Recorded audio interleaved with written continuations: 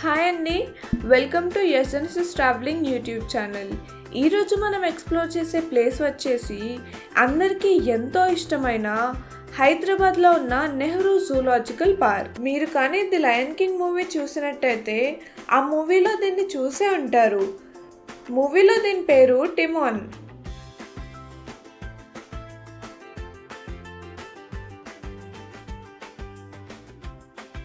అలాగే ఇక్కడ ఎన్నో రకాల కోతులు ఉన్నాయి.